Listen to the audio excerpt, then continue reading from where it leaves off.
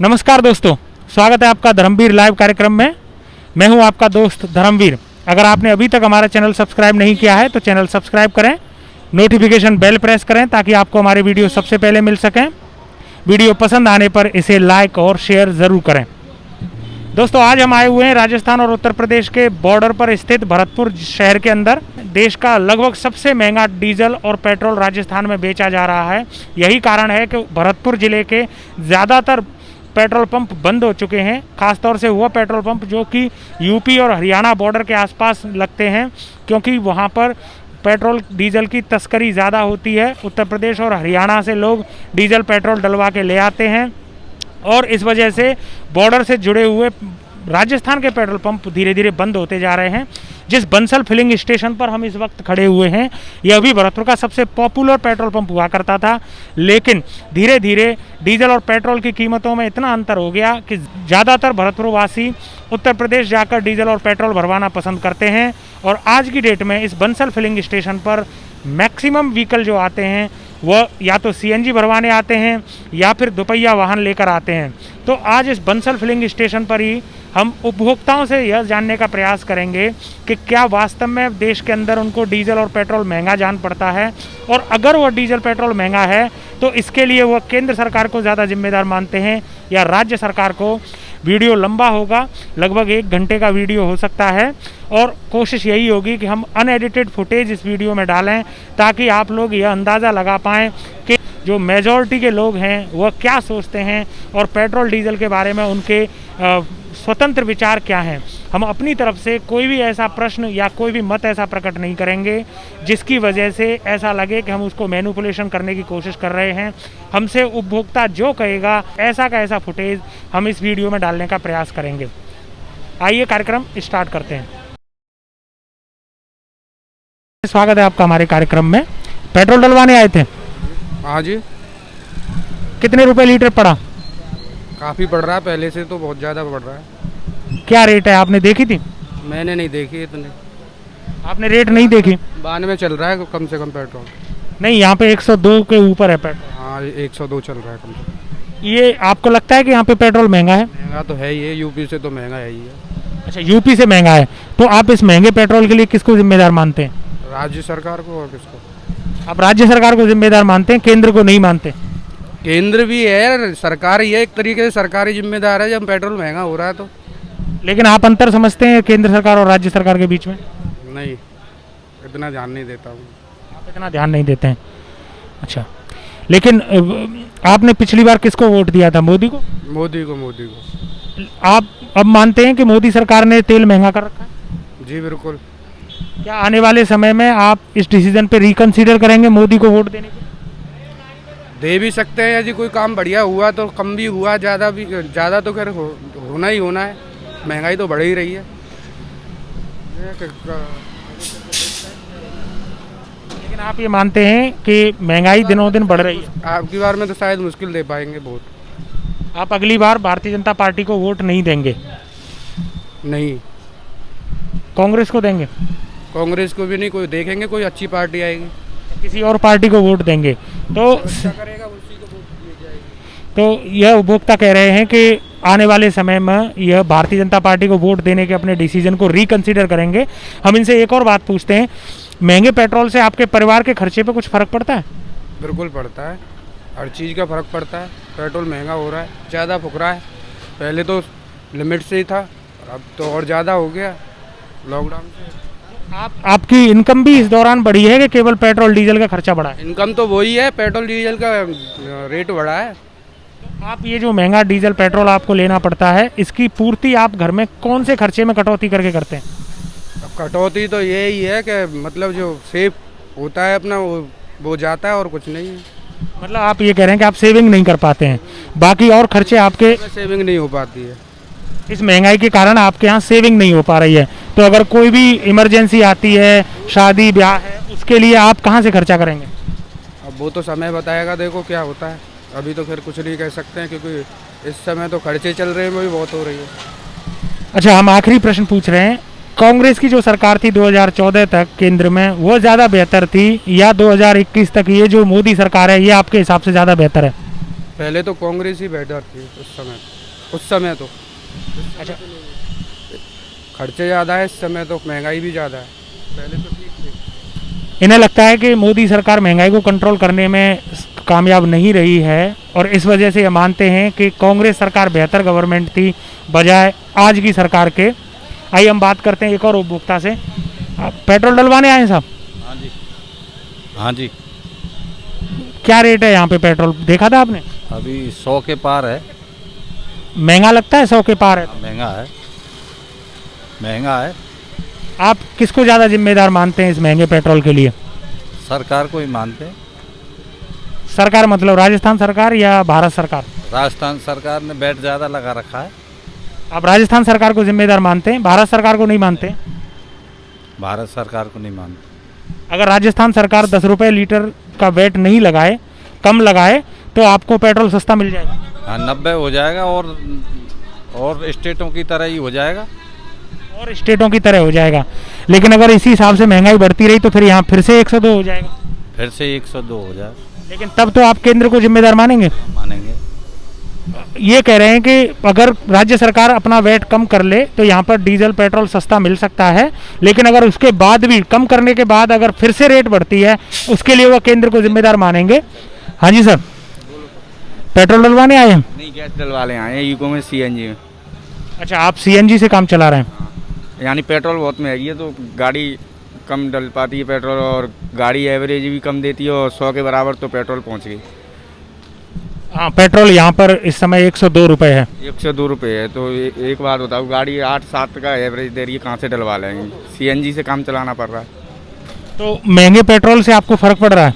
हाँ, काफ़ी फ़र्क पड़ रहा है महंगे पेट्रोल से। तो आप जो पहले आप ये क्या मान के चलते हैं कि राजस्थान में चूंकि पूरे भारत से महंगा पेट्रोल है तो इसके लिए जिम्मेदार केंद्र सरकार ज़्यादा है या राज्य सरकार ज़्यादा है? ये तो केंद्र सरकार ज़्यादा है, राज्य केंद्र सरकार ज़्यादा है क्योंकि उसने पूरे भारत में रेट ज़्यादा कर रखी है। हाँ, यूपी में तो कम से कम 92 रुपये लीटर है पेट्रोल, यहाँ पे 102 रुपये लीटर बता रहे हैं पेट्रोल को। हाँ, तो 10 रुपये यहाँ पे गहलोत सरकार ने बढ़ा रखे हैं। हाँ जी। आप ये मानते हैं कि गहलोत सरकार ने भी पैसे बढ़ा रखे हैं या केवल केंद्र की वजह से ही यहाँ राजस्थान में पेट्रोल महंगा है? केंद्र की वजह से ही राजस्थान में महंगा है पेट्रोल। आप किस पार्टी के वोटर हैं? वोटर तो हम बीजेपी के ही हैं। आपने बीजेपी को वोट दिया है? हाँ जी। आगे अब क्या आप अपने इस फैसले को रिकंसीडर करेंगे वोट देने को कि बीजेपी की बजाय आप किसी और पार्टी को वोट देंगे? लेकिन जो पेट्रोल डीजल को लेते हुए तो काफ़ी महंगा कर रखा है, लेकिन वोटर की बात अगल है। वोटर तो अपने हिसाब से दिया जाता है, फिर भी वोट अभी दिया है, आगे भी देंगे, लेकिन कम से कम उनको ये भी इतना भी तो सोचना चाहिए कि पेट्रोल डीजल गरीब आदमी कहाँ से भरवाएगा, इतने महंगा कर रखा है। तो आपको ये मानते हो कि भले ही आप वोट भले ही बीजेपी को ही देंगे आगे भी, तो महंगाई से, इससे पेट्रोल महंगा होने से, डीजल महंगा होने से आपके वोट देने के डिसीजन पे कोई फर्क नहीं पड़ेगा? वोट से कोई फर्क नहीं, लेकिन उनको सोचना चाहिए थोड़ा सा। लेकिन जनता हमारे साथ में इतना कर रही है, लेकिन उनके साथ में इतना गलत तो नहीं करें। इतना महंगा पेट्रोल डीजल कर रखा है उन्होंने। तो मोदी जी के लिए स्पष्ट संदेश है कि हाँ, भले ही हम आपके वोटर हैं, लेकिन हम चाहेंगे कि आप जो पेट्रोल और डीजल है उसकी कीमत को सीमित रखें ताकि आम भारतीय भी अपना जीवन यापन कर सकें। हमारे साथ हैं एक और उपभोक्ता, आइए उनसे बात करते हैं। पेट्रोल डलवाने आए थे? जी सर। क्या किस रेट पड़ा? 103। 103? महंगा लगा 103 रुपये लीटर? हाँ, महंगा तो है। आप किसको ज़्यादा जिम्मेदार मानते हैं? राज्य सरकार ज़्यादा जिम्मेदार है या केंद्र सरकार इसके लिए? अब राज्य सरकार ही जिम्मेदार है इसके लिए। तो राज्य सरकार ज़्यादा जिम्मेदार है, केंद्र नहीं? जी नहीं, यूपी में सस्ता है यहाँ से, राजस्थान से। यूपी में यहाँ से सस्ता है राजस्थान से? जी। लेकिन आपको लगता है कि यूपी में अगर ये 92 है या 93 रुपये प्रति लीटर है तो वो सस्ता है? यूपी में हाँ, यहाँ से तो सस्ता है यही। अच्छा, कंपेरेटिवली राजस्थान से यूपी में सस्ता है, लेकिन आप 92 या 93 रुपये लीटर पेट्रोल को भी सस्ता मानते हैं? नहीं, सस्ता तो नहीं मानते, लेकिन फिर भी यहाँ से कुछ न कुछ तो कम है ही राजस्थान से, यूपी में भी। तो ये जो महंगा पेट्रोल आप ले रहे हैं ये जो महंगा पेट्रोल आप ले रहे हैं, इसकी आपूर्ति, इसको जैसे आपने महंगा पेट्रोल यहाँ खरीदा है, तो इसकी पूर्ति आप घर के किन खर्चों में कटौती करके कर रहे हैं? अब खर्चे तो सभी चल रहे हैं, ये तो मजबूरी में डलवाना पड़ता है पेट्रोल, कहीं जाएंगे तो डलवाना परेशानी है। अब की समस्या का समाधान तो निकालना ही पड़ता है, कुछ ना कुछ तो करने के लिए।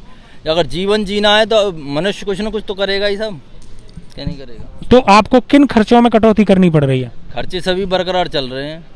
तो फिर ये आपकी इनकम भी बढ़ी है क्या, जिस हिसाब से पेट्रोल डीजल की रेट बढ़ी है? हाँ, सरसों का लाए का भाव भी तेज हो गया है, तो किसान को तो थोड़ा सा मदद मिल ही रही है।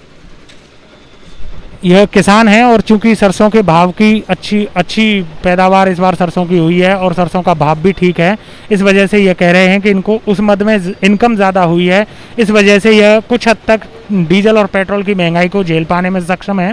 हम इनसे पूछते हैं कि आपने वोट किसको दिया था पिछली बार? मोदी सरकार को। आप मोदी जी के वोटर हैं जी।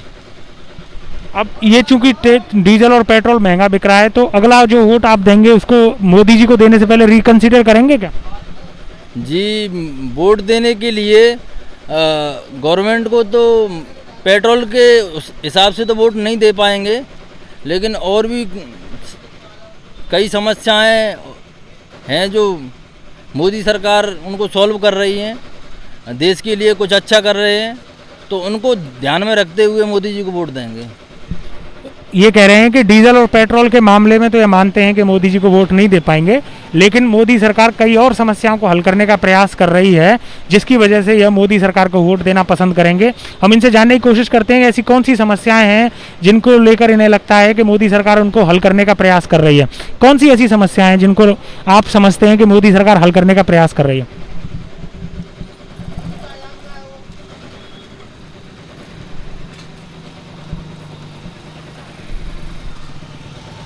अब यहाँ से आगे कुछ मैं बोल नहीं पाऊँगा।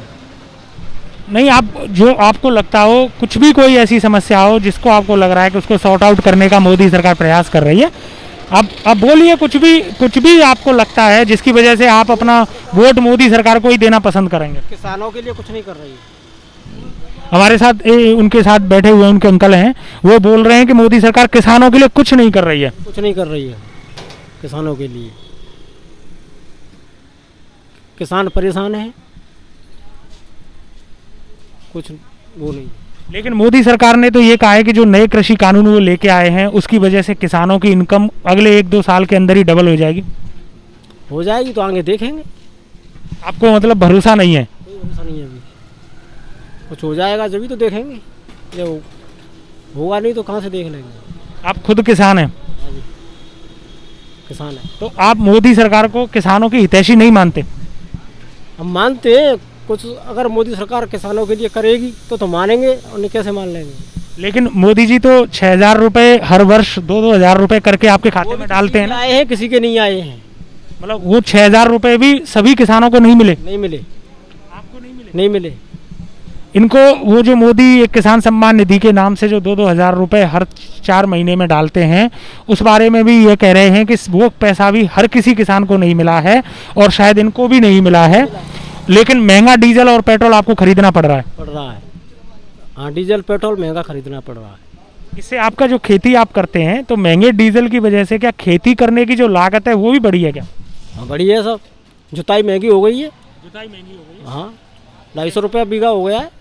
जुताई 250 रुपये बीघा हो गया है। पेट्रोल डीजल महंगा होने की वजह से। हम सभी जानते हैं कि जुताई ट्रैक्टर से की जाती है और ट्रैक्टर में डीजल डलता है, इस वजह से 250 रुपये बीघा हो गया है। ये पिछले वर्ष कितना था?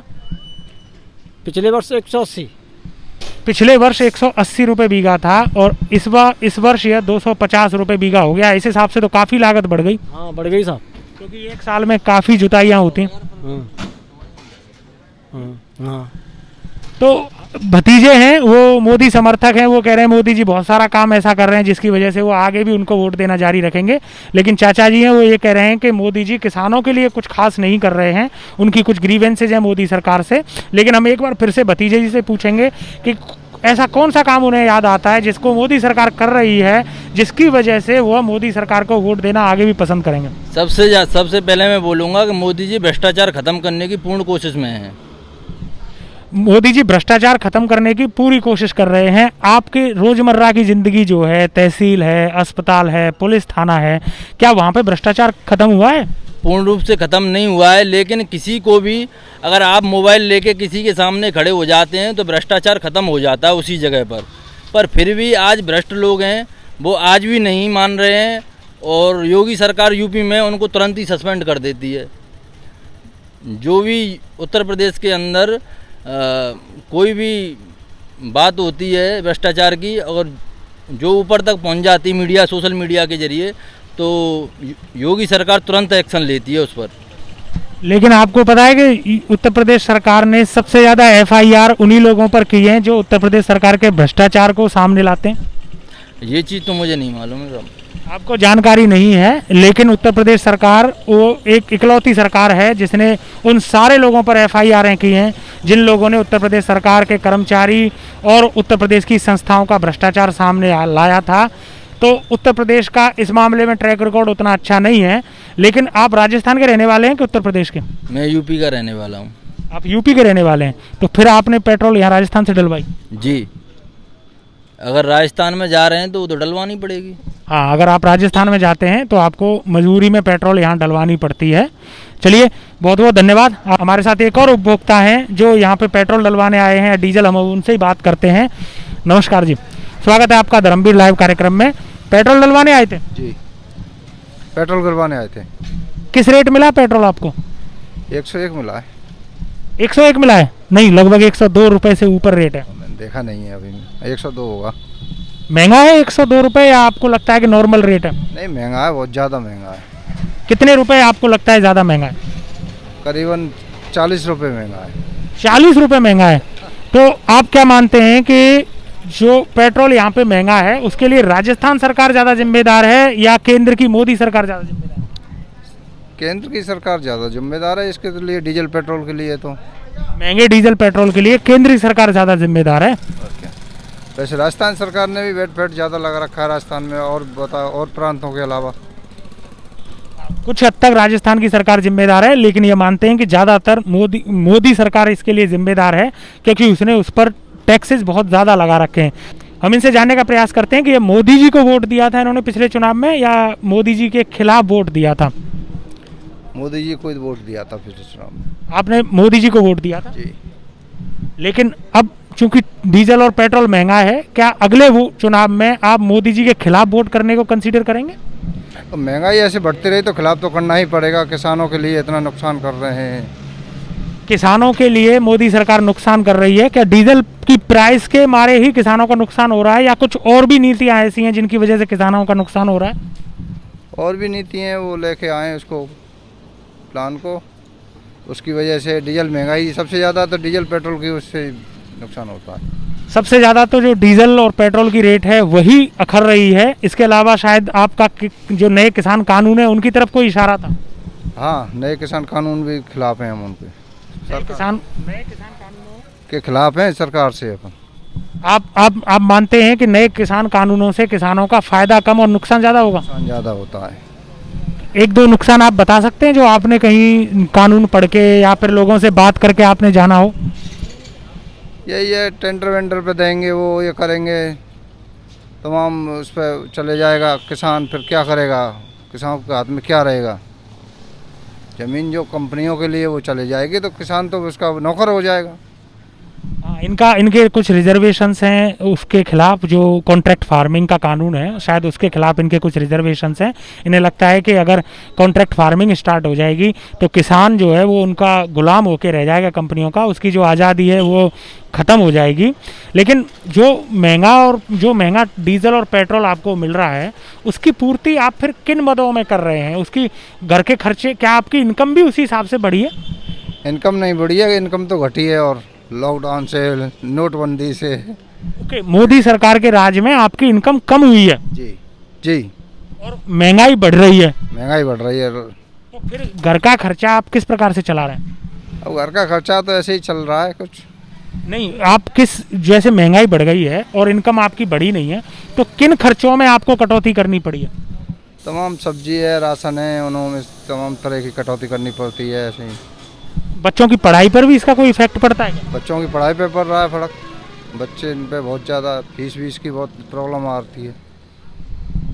इनकम घटने और महंगाई बढ़ने का दुष्प्रभाव ये रहा है कि यह कह रहे हैं कि इनके ना सिर्फ राशन से लेकर सब्जी और फल फ्रूट खाने के लिए और खर्चा करने की क्षमता कम हुई है, बल्कि बच्चों की पढ़ाई लिखाई फीस के लेके सभी का संकट खड़ा हो गया है।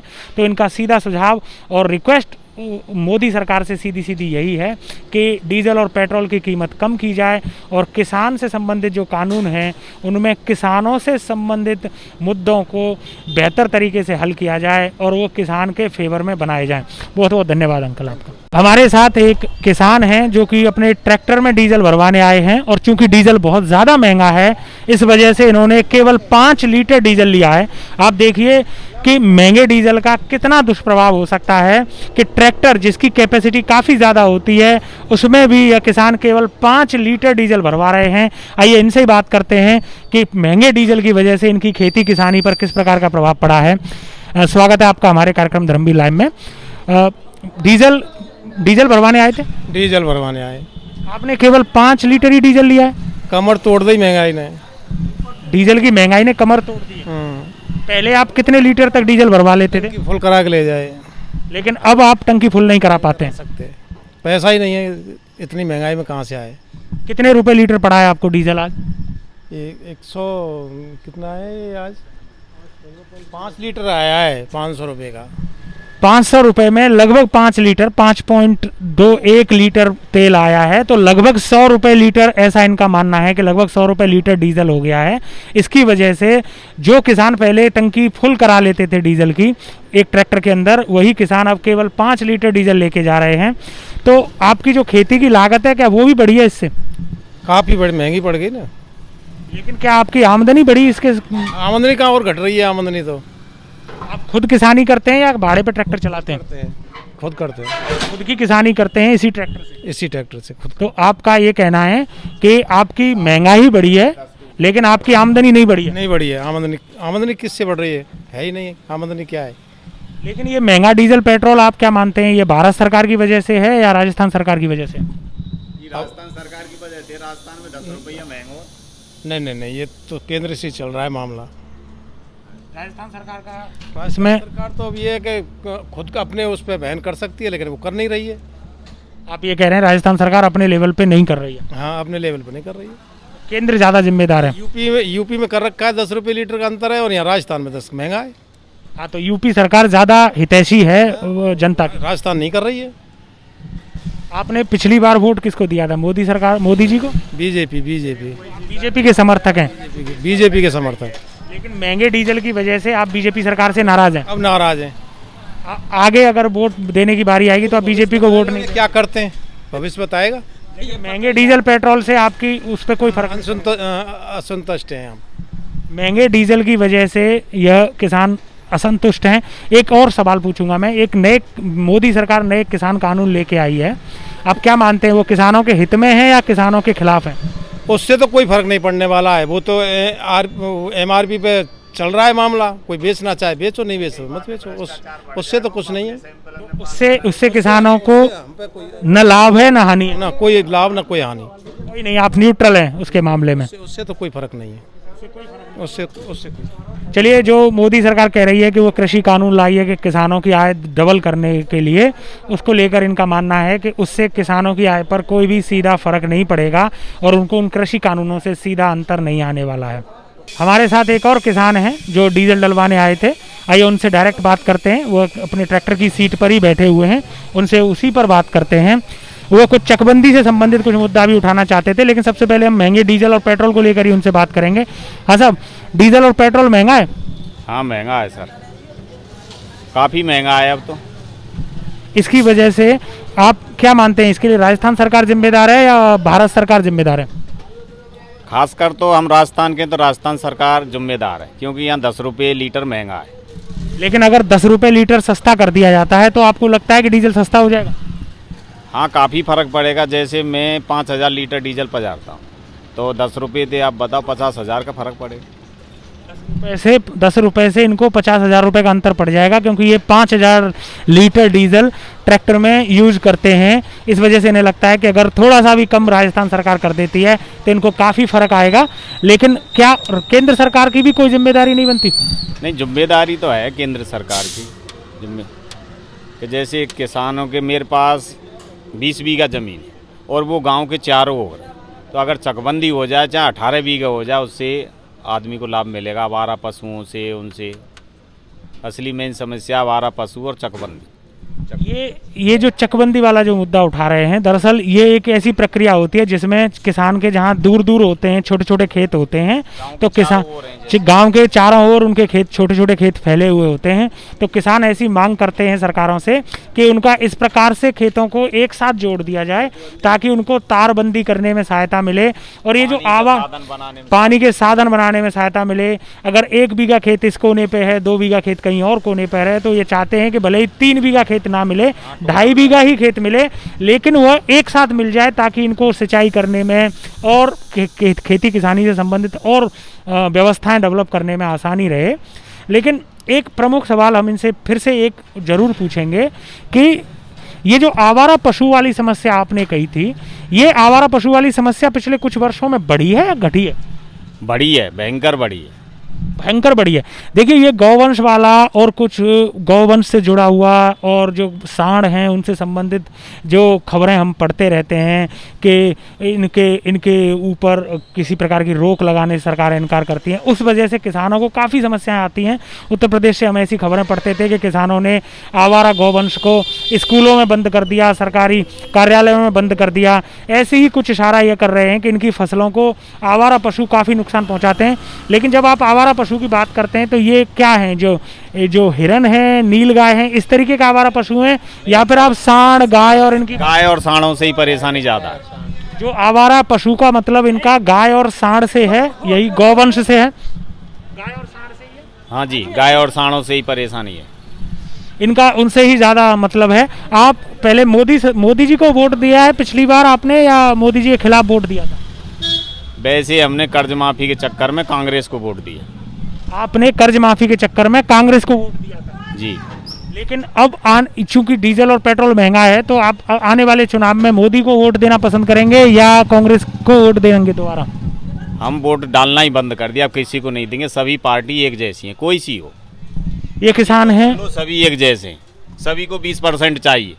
खंजरा को पैसे आकर सबको, कोई सा MLA हो, कोई सा MP हो, सबको 20%, 30% खुले में पैसा चाहिए। इनने कोई लेन देना नहीं है, कोई सी पार्टी हो। वोट डालना ही बेकार, सबको खुले में पैसा है। मतलब वहाँ से 100% मिलता है, तो यहाँ फील्ड में आके 40% ही रह जाता है। 5% जयन को, उसको, सब खुले में पैसे लेते हैं। अरे चलने का यह किसान तो एक बड़ा ही गंभीर मुद्दा उठा रहे हैं और यह भारत के लोकतंत्र के लिए कोई शुभ संकेत नहीं है कि जो वोटर्स पिछले कुछ समय से लगातार वोट करते थे, वही वोटर अब धीरे धीरे राजनीतिक पार्टियों की वादा खिलाफी से इतने डिसअपॉइंटेड हो चुके हैं कि वो आने वाले चुनावों में वोट ना करने की बात कह रहे हैं। और वो ये कहते हैं कि सारी पार्टियां एक जैसी हैं। और ये कहा भी जाता है भारत के लोकतंत्र के बारे में कि यहाँ पर आपके पास ज़्यादा चॉइसेस नहीं होती हैं, चाहे आप सांपनाथ चुन लीजिए या नागनाथ चुन लीजिए, रिजल्ट लगभग एक जैसे ही आते हैं। तो इनको ये लगता है कि भले ही वो पहले कांग्रेस को वोट दिए हैं या भारतीय जनता पार्टी को वोट दिए हैं, लेकिन अब आने वाले समय में वह किसी भी पार्टी को वोट देने में वो अब इंटरेस्टेड नहीं है। लेकिन हम इनसे एक और सवाल पूछेंगे। एक बात बताएं आप, जी सर, ये डीजल पेट्रोल महंगा हुआ, इसकी वजह से आपकी क्या, जैसे आपके खर्चे तो बढ़ गए, साफ सी बात है, लेकिन क्या इसके सापेक्ष आपकी आमदनी भी बढ़ी? आमदनी तो नहीं बढ़ी सर, क्यों? इस पे सभी 20-25% सभी पे महंगाई आ गई। कपड़ा पे, लत्ता पे, खाने की चीज़ों पे, वगैरह वगैरह सब पे। फिर तो आपके लिए जब इनकम बढ़ी नहीं और आपके खर्चे बहुत ज़्यादा बढ़ रहे हैं, तो इसकी पूर्ति आप किन मदों से कर रहे हैं? आपने घर में खर्चे में कहाँ पर कटौती की है जिससे कि आपका घर का बैलेंस बना रहे? खाने पीने में ही कटौती की है, जैसे दूध ज़्यादा बेचने लग गए हैं पशुओं का, और इसी तरीक़ा से वही है सर, मजदूरी ज़्यादा करनी पड़ रही है। ये कह रहे हैं कि इस महंगाई और आमदनी के बीच में चूंकि अंतर बहुत ज़्यादा बढ़ता जा रहा है, इस वजह से जो दूध पहले घर के सदस्य पिया करते थे उस दूध को अब इनको बाज़ार में बेचना पड़ रहा है, और जो लेबर ये बाहर से या ट्रैक्टर से करवा लेते थे आज वही लेबर इनको खुद अपने शरीर से करनी पड़ रही है। तो भारत सरकार या राजस्थान सरकार से आप कुछ अपील करेंगे? जी मेरी तो यही अपील है, किसानों के हित के लिए चकबंदी और आवारा पशुओं से छुटकारा मिलना चाहिए। चकबंदी और आवारा पशु, इनके दो बड़े मुद्दे हैं। ये हमने पहले भी कई गांवों में भ्रमण किया और जब हम गए थे तो वहाँ पर भी बहुत सारे किसानों की ये समस्या है कि आवारा पशु उनकी फसलों को बर्बाद कर देते हैं। लेकिन भारत में आवारा पशुओं का मुद्दा बड़ा राजनीतिक मुद्दा है। यहाँ पर गाय, गौवंश और सांड से संबंधित जो बातें हैं वो काफ़ी गंभीर मुद्दा है। इस वजह से इन आवारा पशुओं की समस्या बढ़ती ही जा रही है, क्योंकि केंद्र और राज्य सरकारों के कानून काफ़ी सख्त होते जा रहे हैं गौवंश की हत्या के खिलाफ, लेकिन उनका पालन पोषण, भरण पोषण या फिर उनको कहाँ रखा जाए इसके बारे में सरकारों की नीतियाँ स्पष्ट नहीं हैं, और इसका खामियाजा लोकल किसानों को भुगतना पड़ता है, क्योंकि आवारा पशु उनकी फसलों को खराब कर देते हैं। हमसे बात करने के लिए बहुत बहुत धन्यवाद, थैंक यू। हमने निजी उपभोक्ताओं और किसानों से बात की। आइए बात करते हैं एक ऑटो ड्राइवर साहब से, उनसे पूछते हैं कि महंगा तेल, डीजल, पेट्रोल या सीएनजी होने से उनका किस प्रकार से लाइफ स्टाइल पर फ़र्क पड़ा है, या उनकी आमदनी कम हुई है या ज़्यादा हुई है। बात करते हैं। सीएनजी महंगी हुई है पिछले कुछ समय? महंगी है सर, 65-66 रुपये। पिछले महीने कितनी थी? ये काफ़ी दिनों से, मतलब ये पहले से ये यहाँ पे सीएनजी इनके हिसाब से महंगी है, लेकिन डीजल पेट्रोल की बजाय तो सस्ती पड़ती होगी। हाँ, डीजल से चलती है, डीजल पेट्रोल से चलती है। डीजल और पेट्रोल से जो सीएनजी भारत में आने का जो सबसे बड़ा बेनिफिट मिला है वह जो ऑटो वाले हैं उन्हीं को मिला है। हमने दिल्ली में भी देखा है कि जब से डीजल पेट्रोल वाहन ऑटो की बजाय सीएनजी के ऑटो आए हैं तब से उनकी इनकम थोड़ी सी बढ़ी है, क्योंकि सीएनजी से परिचालन थोड़ा सस्ता पड़ता है। इस वजह से अब भरतपुर में जब से सीएनजी की पंपें स्टार्ट हुई हैं यहाँ पर भी ऑटो वालों के लिए काफ़ी फ़ायदा मिला है। कितने महीने हो गए आपको यहाँ सीएनजी डलवाते हुए? मेरे को 2 साल हो गए। लेकिन 2 साल पहले भरतपुर में तो सीएनजी थी नहीं? थी यहाँ पे जो रिको एरिया में थी। 2 साल से यह सीएनजी डलवा रहे हैं, तो उससे पहले आप पेट्रोल पे चलाते थे? नहीं, सीएनजी से चलाते, एलपीजी गैस। 2 साल पहले यह एलपीजी गैस पे चलाते थे, तो एलपीजी महंगा पड़ता था या सीएनजी महंगा पड़ता था? उस टाइम एलपीजी सस्ता था, सीएनजी तो अब आई है 2 साल पहले, 2-3 साल से पहले आई है सीएनजी। तो एलपीजी, तो जब आप एलपीजी से चलाते थे तब आपको ये सस्ता पड़ता था इसका चलाना, या फिर जब आप सीएनजी से चला रहे हैं तो वो सस्ता है? सीएनजी सस्ती है। ये कह रहे हैं कि 2 वर्ष पहले जब ये एलपीजी से चलाते थे तब इनको महंगा पड़ता था, लेकिन आज 2 वर्ष के बाद यह जब सीएनजी इस्तेमाल कर रहे हैं तो इनको यह सस्ता पड़ता है। तो आपके कुछ भाड़े भी रिवाइज हुए हैं क्या? जी नहीं, भाड़े में कोई परिवर्तन नहीं है। कितने वर्ष से आपका एक ही भाड़ा चल रहा है? कम से कम हो गए 4-5 साल। महंगाई काफ़ी बढ़ी है, लेकिन ऑटो वालों के भाड़े रिवाइज नहीं हुए हैं। कितने रुपए किलोमीटर आप लेते हैं अभी? 3 किलोमीटर के 10 रुपये। 1 किलोमीटर के 10 रुपये हैं? 3 किलोमीटर के 10 रुपये ये लेते हैं, लेकिन आपके हिसाब से कितने रुपए होने चाहिए? कम से कम पैसेंजर के हिसाब से 20 रुपये तो भाड़ा होना चाहिए। 20? 5 सवारी का 100 रुपये तो बनता है। ये कह रहे हैं कि कम से कम ये भाड़ा डबल होना चाहिए, जो आज की डेट में है इस भाड़े को डबल किया जाना ज़रूरी है। ये कह रहे हैं कि इनके ऑटो में 5 सवारी आराम से बैठ जाती हैं, लेकिन यह एक अच्छी बात है कि सीएनजी जहाँ जहाँ इंट्रोड्यूस हो रही है वहाँ पर सार्वजनिक परिवहन को इस्तेमाल करने वाले लोगों की लाइफ थोड़ी आसान हो रही है, उनकी महंगाई थोड़ी सी, उनकी जो कॉस्टिंग है वो कम होती जा रही है, और उसका लाभ इन ऑटो वाले भाई साहब को भी मिला है। थैंक यू भैया। हमारे साथ एक और उपभोक्ता हैं, आइए बात करते हैं। पेट्रोल डलवाने आए थे? जी सर। कितने रुपए लीटर पड़ी? पेट्रोल 103। 103 रुपये लीटर, सस्ती है? बहुत महंगी है। कितने रुपए महंगी है? बहुत ही महंगी है। कौन ज़्यादा जिम्मेदार है, भारत सरकार या राजस्थान सरकार?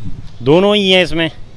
दोनों जिम्मेदार हैं? दोनों ने बैट इतना लगा रखा है कि पहले कच्चे तेल की कीमत बहुत ही सस्ती थी, तब भी इतना नहीं था। अब तो उससे भी सस्ती है बैरियल प्रति, और पेट्रोल की कीमत 103 रुपये है। जब 35 रुपये बैरियल था, जब 70 रुपये पेट्रोल थी, अब 32 रुपये बैरियल है प्रति लीटर, अब 103 रुपये पेट्रोल है। ये कह रहे हैं कि क्रूड ऑयल पहले बाजार में बहुत महंगा था, तब पेट्रोल यहाँ सस्ता था, लेकिन क्रूड ऑयल अब सस्ता है तो यहाँ महंगा है। तो सीधी सी बात है कि केंद्र सरकार और राज्य सरकार दोनों ही मिलकर उपभोक्ताओं से मुनाफा वसूली कर रही हैं। लेकिन हम इनसे पूछते हैं कि आपने पिछली बार वोट किसको दिया था? बीजेपी को। आप बीजेपी के वोटर हैं? हाँ जी दिया तो बीजेपी को, क्योंकि सरकार अच्छी लग रही थी, मन के मोदी कुछ करेंगे, पर ऐसा क्या पता था कि ऐसा करेंगे। आप मोदी के इस महंगे डीजल और पेट्रोल वाले फैसले से खुश नहीं है बिल्कुल। इसके अलावा आपको लगता है कि मोदी सरकार ने कुछ और अच्छा किया आपके? कुछ भी अच्छा नहीं किया है। अनाज भी है, उसकी रेट भी बहुत कम है। जो गरीब किसान है वो तेल भी नहीं खरीद सकता, 100-200 रुपये लीटर है कच्चा वो सरसों का तेल, क्या खरीदेगा, क्या खाएगा इंसान। कह रहे हैं गरीब किसान ना तो डीजल सस्ता खरीद सकता है, ना ही खाने का तेल सस्ता खरीद सकता है, महंगाई चारों तरफ बढ़ी हुई है। तो अगला जो चुनाव होगा उसमें आप मोदी को वोट नहीं देंगे? बिल्कुल नहीं। आप मोदी जी का विरोध करेंगे? जी। आप किसान हैं या किसान से संबंधित? किसान का बेटा हूँ। ये इनके पिताजी जो हैं वो किसानी करते हैं। इनसे एक बात और जानने की कोशिश करते हैं, इनकी शायद इनके पापा से ही बात हुई हो और शायद ये भी समझते हैं मोदी सरकार जो नए किसान कानून लेके आई है उनको आप किसानों के हित में मानते हैं कि किसानों के खिलाफ मानते हैं? अभी तो कोई फैसला नहीं ले रही सरकार किसानों के बारे में कि क्या करना है नहीं करना। किसान को 2 साल हो गए बॉर्डर पर डरे हुए, क्या करेगी उनके लिए? कुछ नहीं कर सकती वो। लेकिन आप मानते हैं कि जो आंदोलन किसान वहाँ बॉर्डर पे कर रहे हैं वो सही? किसान आंदोलन सही कर रहे हैं, सही आंदोलन कर रहे हैं, क्योंकि ये चाहता है कि कृषि है जो एक सेक्टर के अंदर चले जाए, जैसे कंपनी के थ्रू। वो कंपनी अपनी मनमानी करेगी उस वक्त कि मुझे 10 रुपये किलो खरीदना है तो 10 रुपये किलो लेगी, उसे यूरिया कट्टा 1200 का देगी तो 1200 का देगी। वो अपनी मनमानी करेगा जैसे विदेशों में है। इनको लगता है कि जो नए किसान कानून हैं उनकी वजह से निजी कंपनियों की मनमानी बढ़ेगी और किसानों का शोषण बढ़ेगा। इस वजह से जितने भी किसान नेता और किसान आंदोलनकारी इस वक्त दिल्ली बॉर्डर पर बैठकर आंदोलन कर रहे हैं वह दरअसल बहुत अच्छा काम कर रहे हैं। आप खुद गए थे उनके आंदोलन में? मैं गया था। वो किस महीने गए थे? मैं जनवरी में गया था। आप जनवरी में वहाँ गए थे? मेरा दोस्त था। कौन से बॉर्डर पे? यही जो दिल्ली बॉर्डर पे है। नहीं, दिल्ली में तो कई बॉर्डर अलग अलग हैं। भूल रहा हूँ सर, ये नाम नहीं आ रहा उसका। कौन से वाले रोड पे? ये जो आपका वहाँ हरियाणा गुड़गांव से लग रहा है, जो गुड़गांव से जो लग रहा है, आप उस वाले बॉर्डर पे गए थे जो राजस्थान साइड से लगता है? मानेसर साइड में? हाँ जी। वहाँ पर बहुत किसान डरे हुए थे पर कोई उनकी सुनने वाला नहीं था। अब तक बहुत किसानों की शहादत हो चुकी है वहाँ पर। ये कह रहे हैं कि भारत सरकार किसानों की समस्याओं को लेकर गंभीर नहीं है, वो उनकी बात नहीं सुन रही है। लेकिन सर मोदी जी और उनकी सरकार तो कह रही है कि वो अगले 1-2 वर्ष के अंदर किसानों की आय डबल कर देंगे। कुछ नहीं अभी तक होगी है या बताइए, क्योंकि गेहूं का कीमत है वो 1600 रुपये है और किसान को 1 बीघे में लागत लगती है, मतलब 10,000 का गेहूँ हो रहा है तो उसमें 15,000 की लागत आ रही है, तो क्या खाएगा उसमें, क्या बचाएगा? ये तो कह रहे हैं कि जो गेहूं की पैदाइश किसान कर रहा है वो दरअसल घाटे में कर रहा है। घाटे में कर रहा है सर, बहुत ही ज़्यादा घाटे में। खुद करता हूँ, मुझ पर इस वक्त 1 बीघे में 20 मन गेहूँ हुए थे, उसकी कीमत है 8,000 रुपये और मेरी लागत आई उसमें 11,000 रुपये की। तो क्या खाऊंगा मैं, बताइए। मोदी सरकार तो कह रही है कि उसने किसानों की इनकम डबल कर दी। कीमत इस वक्त 1600 रुपये प्रति कुंटल है, लेकिन एमएसपी तो ज़्यादा भी जो सरकार लेती है 1950 की रेट है वो बंद कर रखी है, उन्होंने लिया ही नहीं हमारा अनाज। पर मोदी कहती है कि मन पे हमारे लिए भरने के लिए स्टॉक नहीं है, खाली बोरे नहीं है, बहाना दे के टाल देते हैं। ये कह रहे हैं कि जो एमएसपी घोषित मोदी सरकार जो एमएसपी घोषित कर रही है वो केवल घोषणा है। दरअसल जब आप वहाँ पर मंडी में जाते हैं या वहाँ पर अपना गेहूँ लेकर जाते हैं तो वहाँ पर सरकार आपके गेहूँ को एक्सेप्ट नहीं करती है। तो 1950 की प्रति क्विंटल की जो रेट है एमएसपी की वह केवल कागजों में है। दरअसल 1650 रुपये में इनको खुले बाजार में ही अपना गेहूँ बेचना पड़ता है। और यह 3 बार ये कह रहे हैं कि आप आ चुका हूँ मंडी पर, वो ये कहते हैं हमारे पास खाली बोरे नहीं है, ऊपर से आ नहीं रही है, तो इसलिए आपका अनाज हम नहीं ले सकते। कौन सी मंडी में जाते हैं? ये जो किसान मंडी है, अनाज मंडी, जो नई मंडी है, वो पुरानी मंडी है जो। ये भरतपुर के किसान हैं तो ये कह रहे हैं कि भरतपुर में ही जो लोकल मंडी है ये वहाँ पर 3 बार जा चुके हैं, लेकिन तीनों बार इनको लौटा दिया गया है ये कहते हुए कि हमारे पास बारदाना नहीं है, बोरियां नहीं है, इस वजह से ये वहाँ बेच नहीं पाए। फिर आपने क्या गेहूँ खुले बाजार में? क्या बाजार में बेच दी मैं सर 16 से 20 में, क्या करें? 1620? हाँ जी, पैसा नहीं था, पैसे की जरूरत थी तो क्या करें, बेचना तो पड़ेगा ही। देखिए, यह छोटे किसानों का दुर्भाग्य ही कहा जाएगा कि उनकी जो क्षमता है होल्ड करने की गेहूं को या बाकी फसलों को, वह बेहद सीमित है। उनको फसल पैदा होने के तुरंत बाद ही उसको बाजार में बेचना होता है, क्योंकि वह इधर उधर से पैसा उठाकर, बाजार से पैसा उठाकर खेती में लगाते हैं। खेती की लागत महंगी है, तो उनको काफ़ी पैसा इन्वेस्ट करना होता है, और जब उनकी फसल आती है तो उनको जल्द से जल्द पैसा चाहिए, ताकि जो पैसा उन्होंने ब्याज पे उठाया है, बाजार से उठाया है, उसको रीपेमेंट कर सकें। इस वजह से बहुत लंबे समय तक छोटे किसान वेट नहीं कर सकते, और इसी का फ़ायदा छोटे छोटे जो व्यापारी हैं वो उठाते हैं। वो उनको सस्ती रेट पे गेहूं या और जो उनकी सामग्री है उसको खरीदते हैं, लेकिन मंडियों में एमएसपी पर यह सरकार खरीद नहीं करा पा रही है। जहां भी कहीं खरीद हो रही है, वहां पे सीमित मात्रा में खरीद हो रही है।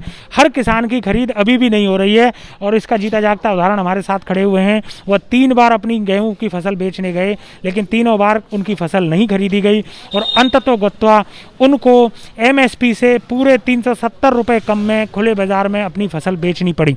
जी सर। तो आप मोदी सरकार से पूरी तरीके से फिलहाल नाराज? मैं तो नहीं है सर। हम आपने पिछली बार वोट देके गलती कर दी जी। आपको पछतावा है इस बात? जी सर। आपने किस आधार पर मोदी सरकार को वोट दिए थे? क्योंकि हमने देखा था कि गुजरात में मोदी जी ने बहुत अच्छा कार्य किया है, पर ये नहीं पता था कि ये केंद्र में आकर ऐसा करेंगे। आप गुजरात गए हैं कभी? गुजरात में रहा था 1 महीने। किस क्यों? फैसिलिटी बहुत ही अच्छी है, सब चीज़ एकदम टॉप है वहाँ पर, इंसान भी सही है वहाँ के, और आपकी क्लियरिटी, वो सिटी की क्लियरिटी देखो, बसावट देखो, सब अच्छा है। पर केंद्र में आकर उन्होंने सब घपला कर दिया। इनका ये कहना है कि जो गुजरात मॉडल था मोदी जी का, उसको देखकर इन्होंने मोदी जी को वोट देने का डिसीजन लिया था, और उन्होंने शायद 2 बार उनको वोट भी दिए। लेकिन पिछले 7 वर्ष में मोदी का जो केंद्र में क्रियाकलाप रहा है, उससे यह सहमत नहीं है, और उनको लगता है कि मोदी जी ने दरअसल केंद्र में आने के बाद उस तरीके की रूल नहीं किया है जिस तरीके का रूल इन्हें लगता था कि वह गुजरात में किया करते थे। इस वजह से आने वाले समय में यह मोदी जी को वोट नहीं देंगे, तो क्या आप कांग्रेस को वोट देंगे? नहीं, पार्टी तो दोनों ही कराए, कोई अच्छी पार्टी आती है तो उसका देखते हैं, पर कांग्रेस इससे अच्छी थी तब भी।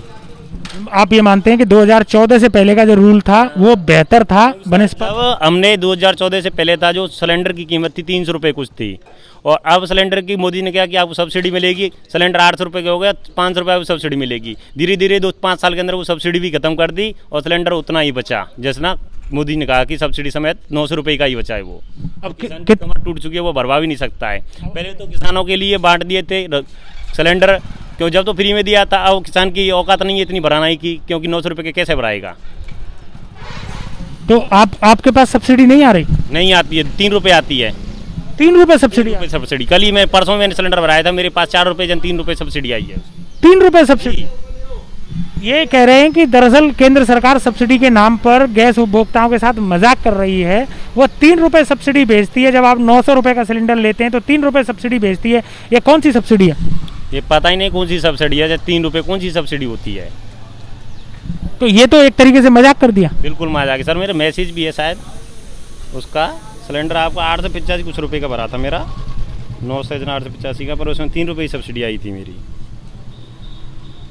ये कह रहे हैं कि इनके पास मैसेज भी आया है जो सब्सिडी के पैसे आए हैं। आप गजब देखिए, 3 रुपये जमा करने के बाद भारत सरकार उपभोक्ताओं को मैसेज और भेजती है कि हमने आपके ऊपर 3 रुपये का एहसान कर दिया है। अगर वो 3 रुपये नहीं आए तो घर का बजट गड़बड़ा जाएगा आपका? नहीं सर, जैसा था वैसा ही रहेगा। 3 रुपये नहीं आए तो 3 रुपये और ले लेगी सरकार, तब भी कुछ नहीं है, किसान तो तब भी झेलेगा बेचारा, क्या करेगा। 3 रुपये अगर आपके घर में भारत सरकार नहीं भेजेगी तो आपके घर का बजट नहीं गड़बड़ाएगा? नहीं सर, क्या गड़बड़ाएगा? नहीं गड़बड़ाएगा, जैसा है वैसे ही चलेगा। लेकिन भारत सरकार को शायद ये लगता है कि अगर वो 3 रुपये इन उपभोक्ता को नहीं भेजे तो शायद इनके घर का बजट गड़बड़ा जाएगा। इसलिए भारत सरकार अपनी पूरी जिम्मेदारी के साथ पहले 900 रुपये गैस पर वसूल कर लेती है, उस पर GST ले लेती है, पूरी कमाई कर लेती है, और उसके बाद 3 रुपये की सब्सिडी एक मजाक के तौर पर देश के उपभोक्ताओं के पास भेज देती है, और उसका मैसेज भी भेजती है कि हमने आपके 3 रुपये जमा कर दिए हैं। तो लेकिन एक खास बात देखिए कि यह मोदी समर्थक रहे हैं, मोदी जी को इन्होंने 2 चुनावों में लगातार वोट दिया है, लेकिन आज ये मोदी जी से नाराज़ हैं।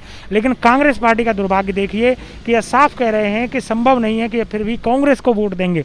भले ही बीजेपी को वोट ना दें, लेकिन ये कांग्रेस को भी वोट नहीं देना चाहते हैं। अब पता नहीं ये तीसरी कोई और विकल्प अगर उभरता है तो संभव है कि उसको वोट देंगे। लेकिन कांग्रेस पार्टी का राज आपको लगता था कि इससे बेहतर? हाँ, इससे बेहतर था तब भी। आपकी जिंदगी कांग्रेस के टाइम पर हमको मिट्टी का तेल मिलता था। मोदी सरकार आई है उससे 6 साल हो गए, उसने मिट्टी का भी तेल बंद कर दिया हमारे लिए जो मिलता था, जो कि इस डीलर से उनको मिट्टी तेल मिलता था जिससे हम अपना खर्च चला लेते, इंजन फिंजन भी चला लेते। तो वो 5 रुपये या 6 रुपये लीटर मिलता था, अब ये 100 रुपये लीटर है डीजल, इसको क्या कब तक खरीदेंगे। ये कह रहे हैं कि मोदी सरकार ने आने के बाद कैरोसिन का तेल भी बंद कर दिया, जिसकी वजह से कैरोसिन के तेल के कई सारे उपयोग किसान कर लिया करते थे। वह ना सिर्फ उजाले के काम आता था बल्कि उसको कई बार डीजल के साथ मिक्स करके ये लोग खेती किसानी में भी इस्तेमाल कर लेते थे। तो इनकी ज़िंदगी बीजेपी आने के बाद मुश्किल ही हुई है, आसान नहीं हुई है। लेकिन जो मोदी जी के जो वायदे थे उसके हिसाब से तो आपकी ज़िंदगी आसान होनी चाहिए थी। नहीं, कुछ भी, सब वादे झूठे हैं मोदी जी के, जो भी किया अब तक सब झूठा किया है। आपने 2019 में भी मोदी जी को वोट दिया था? जी। 2014 में भी दिया था? जी। तो 2019 और 2014 के बीच में जो 5 वर्ष बीते थे उसके दौरान आपको मोदी जी ने कुछ अच्छा किया था? कुछ भी नहीं किया अच्छा अभी तक तो। लेकिन आप दोबारा वोट क्यों दे के आए फिर? दोबारा मैंने साथ अब कर दें, सरकार को थोड़ा समझने में टाइम लगता है। पिछली सरकार शायद कर्ज छूट गई हो सरकार केंद्र के ऊपर, तो उसको चुकाने में टाइम लगा। मैंने कहा अब की बार कर दें कुछ, पर ऐसा कुछ भी नहीं हुआ, तो उल्टा देश घाटे में ही जा रहा है। लेकिन आपको पता है कि यह सरकार बहुत ज़्यादा गिर चुकी है। इतनी बड़ी कंट्री अमेरिका सब है, सभी ने लॉकडाउन नहीं किया, उनकी इकोनॉमी बिल्कुल नहीं गिरी। भारत ने लॉकडाउन करके गरीबी इतनी ज़्यादा बढ़ा दी है कि बहुत हद से ज़्यादा। मतलब आपकी आमदनी भी प्रभावित हुई है और महंगाई भी आपके खिलाफ बढ़ी है। बहुत लोगों का रोजगार छीन चुका है और महंगाई इतनी हो चुकी है कि खाने के भी लाले पड़ रहे हैं। बहुत बहुत धन्यवाद, बहुत अच्छा लगा आपसे बात करके, थैंक यू वेरी मच। हाँ सर, स्वागत है आपका धर्मवीर लाइव कार्यक्रम में। डीजल डलवाने आए थे? हाँ जी सर। कितने रुपए लीटर पड़ा है? ये 100 के आसपास चल रहा है। 100 रुपए लीटर? हाँ, 96 कुछ है। सस्ता है? बहुत महंगा है। बहुत महंगा है? बहुत महंगा है, बहुत। कितना रुपया महंगा लग रहा है? यहाँ से तो यूपी में भी सस्ता है। यहाँ से यूपी में सस्ता है? हाँ, राजस्थान में बहुत ज़्यादा है। तो ये महंगे डीजल के लिए आपको क्या लग रहा है, राजस्थान सरकार ज़्यादा जिम्मेदार है या भारत सरकार? भारत सरकार। भारत, इनको लगता है कि भारत सरकार ज़्यादा जिम्मेदार है, राजस्थान सरकार क्यों नहीं? सभी कुछ उसी के हाथ में है, भारत सरकार के में। अब ये कह रहे हैं कि भारत सरकार के हाथ में सब कुछ है, भारत सरकार ने पीछे से ही डीजल महंगा कर रखा है। ये बताइए कि ये जितना महंगाई आपकी बढ़ रही है, इससे आप जो घर के जो क्या आपकी आमदनी भी बढ़ी है? आमदनी तो है ही नहीं, आमदनी तो है ही नहीं। आप प्रॉपर्टी का काम करते हैं? प्रॉपर्टी का है, किसान का है। ये आपकी आमदनी नहीं बढ़ी? बिल्कुल बहुत डाउन है। ये कह रहे हैं आमदनी डाउन है और महंगाई बढ़ी है? बहुत ज़्यादा महंगाई है। तो ये आप किस तरीके से मैनेज कर रहे हैं घर का खर्चा, कि महंगाई बढ़ गई है और आमदनी कम हुई है, तो किन मदों में आपको कटौती करनी पड़ रही है? सभी में कटौती चल रही है। अब 500 रुपये का डीजल डराना पड़ रहा है, गाड़ी बहुत कम चलानी पड़ रही है। ये कह रहे हैं कि पहले टंकी में ज़्यादा तेल डलवा लेते थे लेकिन अब कम डीजल डलवाते हैं क्योंकि उसकी रेट ज़्यादा है। लेकिन और भी कई मदों में और कोई कटौती हुई क्या, जो ज़रूरी खर्चे हैं घर के, उनमें आपको कटौती करनी पड़ रही है? तो सब में कटौती चल रही है, घर से निकल ही नहीं पा रहे। कोरोना की वजह से नहीं निकल रहे हैं या वैसे भी महंगाई की वजह से आप नहीं चाहते कहीं जाना? इनकम नहीं है, इनकम वो तो निकले आदमी, इनकम ही नहीं, चारों तरफ महंगाई है। ये कह रहे हैं कि वर्तमान सरकार के राज में महंगाई ज़्यादा है, आमदनी कम है, इस वजह से वह घर से भी कहीं नहीं निकलना चाहते हैं और वह अच्छे दिनों का इंतज़ार कर रहे हैं। आपने वोट किसको दिया था, मोदी जी को या कांग्रेस को? हाँ, सेंटर में तो मोदी को ही दिया था। 2014 और 2019 दोनों बार मोदी को दिया था? हाँ जी।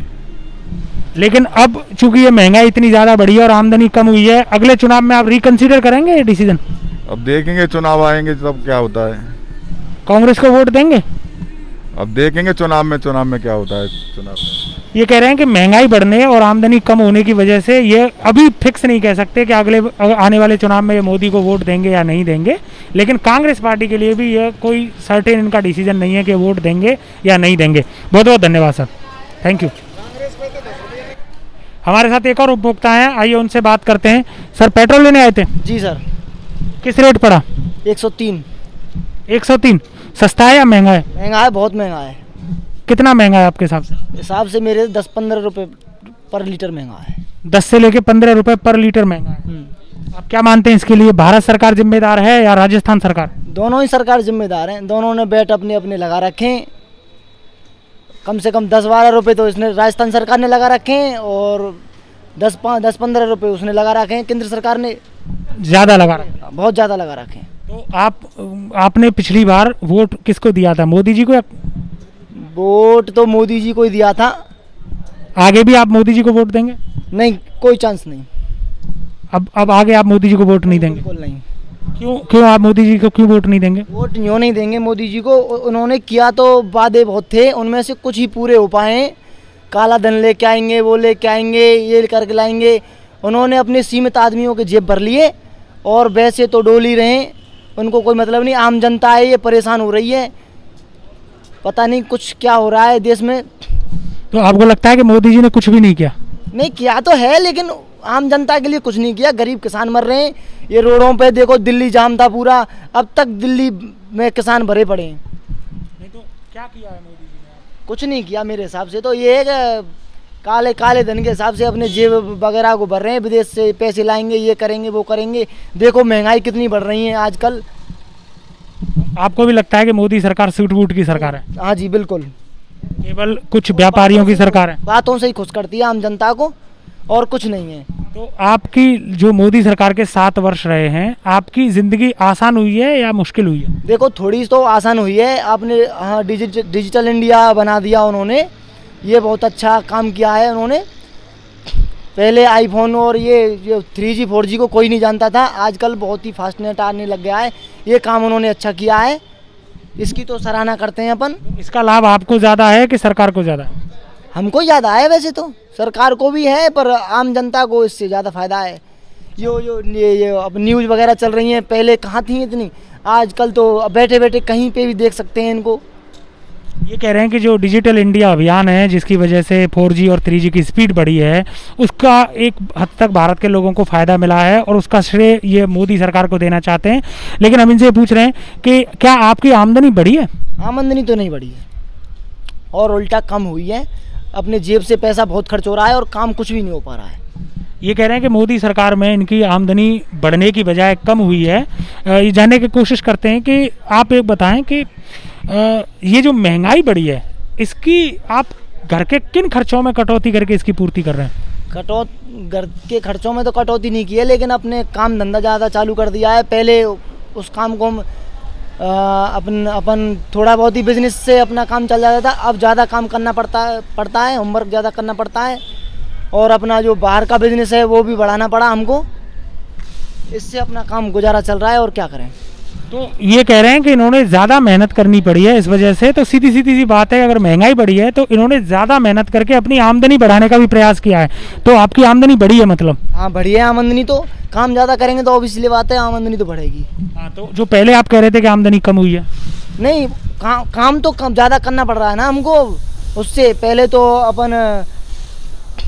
अपना खेती बाड़ी का काम है, वो थोड़ा बहुत करके ही गुजारा हो जाता था, अब ज़्यादा करना पड़ रहा है। अगली बार आप भाजपा को वोट नहीं देंगे? बिल्कुल नहीं। कांग्रेस को देंगे? कांग्रेस का भी कोई पता नहीं है, अगर अच्छे काम हो और वो करे तो उसको भी दे सकते हैं और अगर देखते हैं क्या होता है। राहुल गांधी पे कुछ भरोसा है? कोई भरोसा नहीं। राहुल गांधी तो और भी ज़्यादा धोखेबाज है। राहुल गांधी इनकी नज़र में और ज़्यादा धोखेबाज है, मोदी जी से भी ज़्यादा धोखेबाज है। लेकिन क्या आप किसानी करते हैं? जी किसान हैं? जी बिल्कुल। तो जो नए किसान कानून आए हैं उनके बारे में आप क्या सोचते हैं? वो किसानों के हित में हैं या किसानों के खिलाफ हैं? किसानों के हित में तो बिल्कुल ही नहीं है, खिलाफ ही हैं उससे।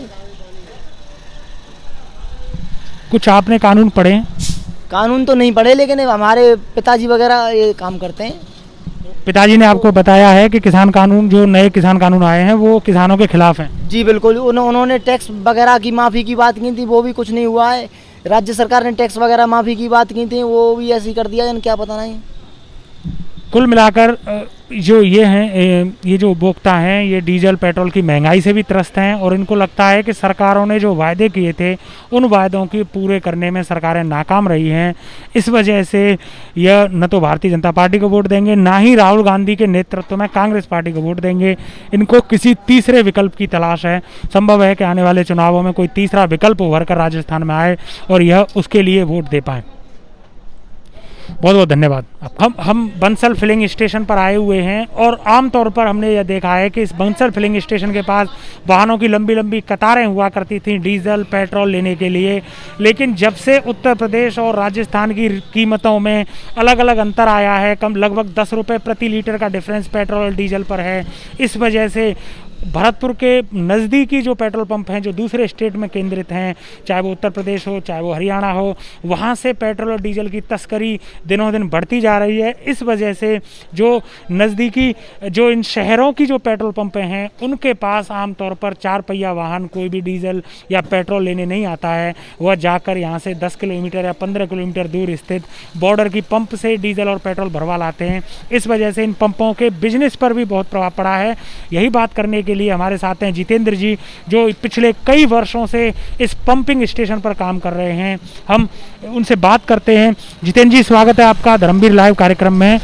हम आपसे ये जानना चाहेंगे कि राजस्थान की पेट्रोल और डीजल महंगे होने, उत्तर प्रदेश और राजस्थान में पेट्रोल डीजल के बीच में रेट का इतना अंतर होने की वजह से आपके कारोबार पर किस प्रकार का फ़र्क पड़ा है? सर, उस टाइम पे यानी कि जब ये गहलोत सरकार नहीं थी उस टाइम पे यहाँ पर 3-4 रुपये डीजल पेट्रोल सस्ता था, तो यहाँ पर भीड़ लगी रहती थी क्योंकि डीजल भी 8-10 किलो करीब बिकता था, पेट्रोल भी 2-2.5 हज़ार लीटर करीब बिकता था। लेकिन जैसे ही ये गहलोत सरकार आई है और उधर यहाँ पास में यूपी है, तो वहाँ की सरकार ने वैट कम कर दिया, तो वहाँ पर 10 रुपये सस्ता है पेट्रोल डीजल, तो इसलिए यहाँ पर सेल पर इतना अंतर पड़ा है कि शायद 10 गुना अंतर पड़ गया पहले से। यहाँ 10 किलो बिकता था, आज शायद 1 किलो भी नहीं बिकता है डेली पर डे में। ऐसी पेट्रोल पर भी बहुत अंतर पड़ा है। पेट्रोल भी क्या है कि वो तो 1000-1500 लीटर करीब बिकता है, पहले 2-2.5 लीटर के करीब बिकता था। और ये लोकल ग्राहक है ना, वो तो लेके जाते हैं, लेकिन जो लंबा ग्राहक है वो नहीं आता है यहाँ पर, क्योंकि वो सोचता है मुझे ज़्यादा लेना है, तो पास में यूपी है 8-10 किलोमीटर है, वहाँ से लेता है। और डीजल क्या है कि जैसे कि यहाँ से किसी को लेना है तो खाली 1500 रुपये का लेता है, यहाँ से आगे जा करके वो गाड़ियाँ फुल करा लेता है, लेकिन बाकी सारी गाड़ियाँ यहीं फुल होती थी, अब सारी गाड़ियाँ वहीं पे चली गई हैं। ये कह रहे हैं कि अशोक गहलोत सरकार जब 2017 में यहाँ पे आई तो उससे पहले जो सरकारें थी उन्होंने राजस्थान में वैट कम कर रखा था, उत्तर प्रदेश में वैट ज़्यादा हुआ करता था। इस वजह से उत्तर प्रदेश के वाहन यहाँ राजस्थान में आकर डीजल और पेट्रोल भरवाने आते थे, लेकिन अशोक गहलोत सरकार आने के बाद से राजस्थान में वैट बहुत ज़्यादा बढ़ा दिया गया है। इस वजह से अब उत्तर प्रदेश और राजस्थान के बीच में लगभग 10 रुपये प्रति लीटर का अंतर आ गया है। इस वजह से इनकी जो फिलिंग स्टेशंस हैं इन पर पेट्रोल डीजल की बिक्री 10 गुना तक कम हो गई है। केवल लोकल लोग जो हैं भरतपुर के वही यहाँ पर पेट्रोल डलवाने आते हैं, बाकी लंबी दूरी के जितने भी उपभोक्ता हैं वह उत्तर प्रदेश से पेट्रोल डीजल डलवाना पसंद करते हैं, और अगर वो यहाँ आते भी हैं तो इमरजेंसी के लायक 500 रुपये या 1000 रुपये का ही तेल डलवाते हैं। बाकी वो टंकी फुल करवाने वाली जो बात हुआ करती थी वो उत्तर प्रदेश से ही करते हैं। तो जितेंद्र जी, इस हिसाब से तो राजस्थान सरकार को टैक्स का काफ़ी घाटा हो रहा होगा। नहीं, घाटा तो हो ही रहा होगा, क्योंकि एक तो यानी कि जो यहाँ पर लगे हुए हैं कर्मचारी है ना, उनको भी पेमेंट यानी देने में भी उनको दिक्कत आती है, क्योंकि जब उनको प्रॉफिट ही नहीं हो रहा है ना, तो यानी कि पेमेंट तो दे रहे हैं, लेकिन जो पंप हैं, जो यूपी के आसपास जो पंप हैं हमारे राजस्थान बॉर्डर से लगे हुए हैं, वो सारे बंद हो चुके हैं। अच्छा, वो सारी पंपें बंद हो गई हैं? बंद हो चुकी हैं। वो क्यों लेंगे वहाँ से, जब पास में 2 किलोमीटर आगे 1 किलोमीटर आगे सस्ता मिल रहा है, तो फिर यहाँ से क्यों लेगा कोई? जितेंद्र जी कह रहे हैं कि जो उत्तर प्रदेश बॉर्डर के आसपास की जो पंपें हैं वहाँ 4-5 पंपें ऐसी थी जो पहले काफ़ी अच्छी चलती थी, लेकिन जब से ये वैट का डिफरेंस आया है तब से वो सारी पंपें भी बंद हो गई हैं, क्योंकि वहाँ पर कोई भी डीजल और पेट्रोल खरीदने के लिए तैयार ही नहीं था। सभी लोग उत्तर प्रदेश जाकर सस्ता डीजल और पेट्रोल खरीद लेते थे। तो ये इनका इशारा इस तरफ है कि संभव है कि आने वाले समय में अगर ये अंतर ज़्यादा बढ़ता है तो शहर की कुछ पेट्रोल पंपों को भी बंद करने की नौबत आ सकती है और जो यहाँ पे कर्मचारी हैं उनके बेरोजगार होने की भी नौबत आ सकती है।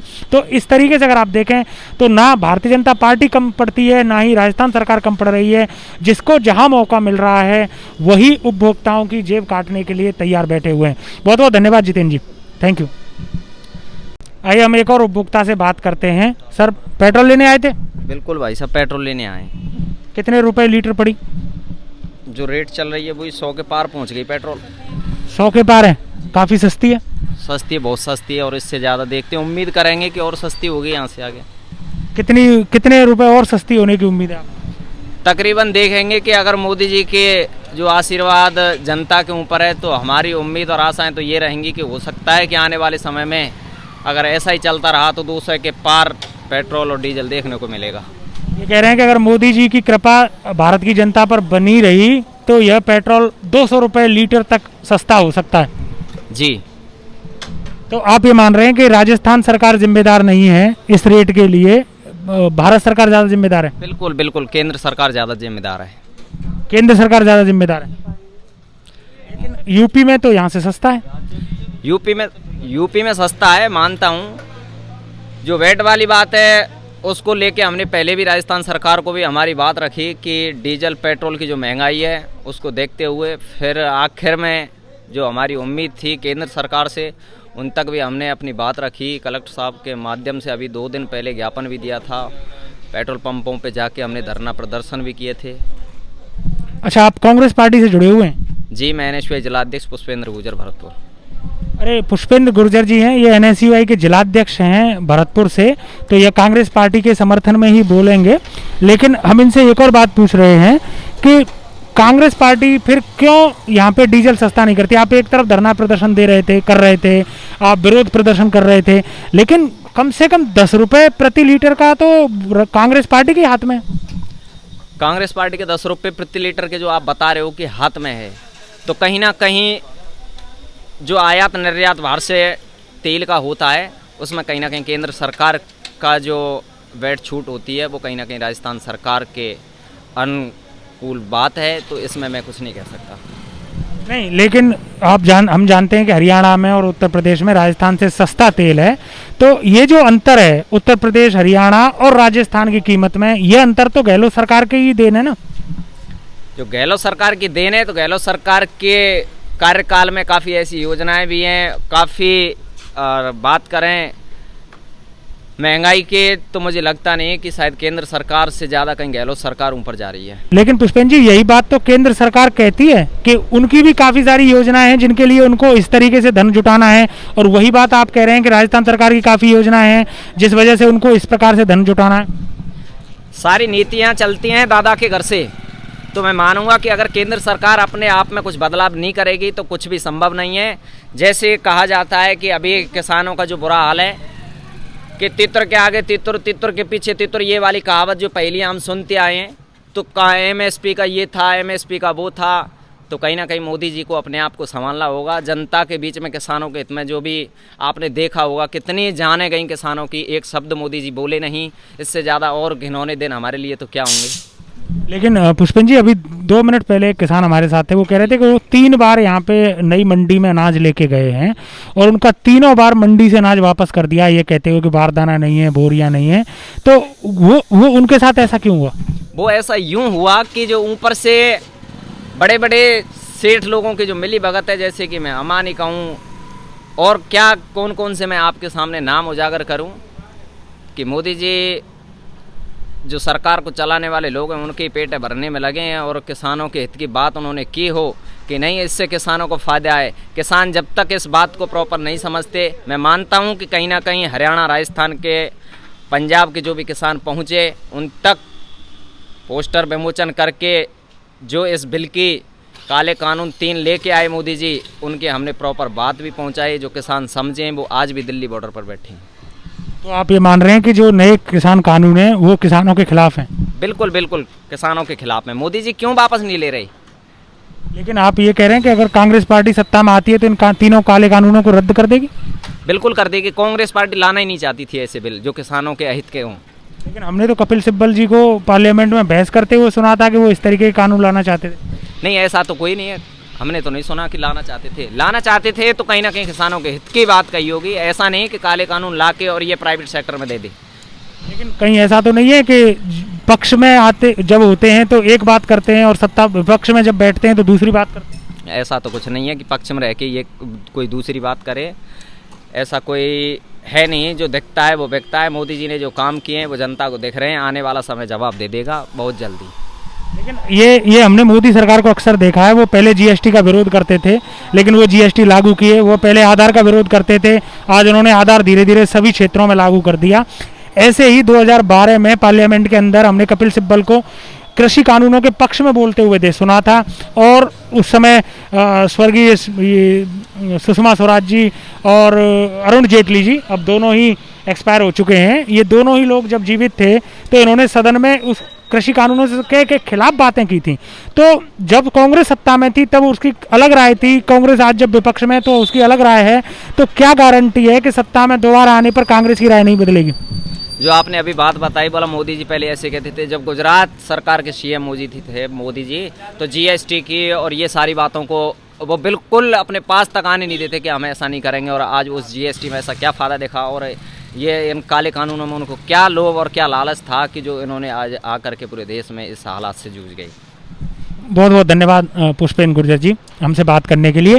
ये थे पुष्पेंद्र गुर्जर जी, NSUI जो राष्ट्रीय छात्र संगठन है कांग्रेस पार्टी से जुड़ा हुआ, उसके जिलाध्यक्ष हैं और इन्होंने 2 दिन पहले ही यहाँ पे पेट्रोल और डीजल की बढ़ती रेट के खिलाफ धरना प्रदर्शन भी किया था।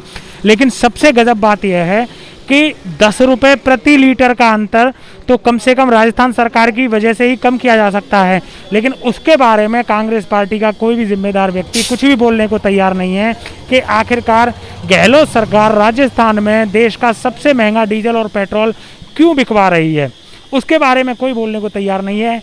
तो कई बार ऐसा लगता है कि देश की राजनीतिक पार्टियां एक तरीके से नूरा कुश्ती का खेल करती हैं।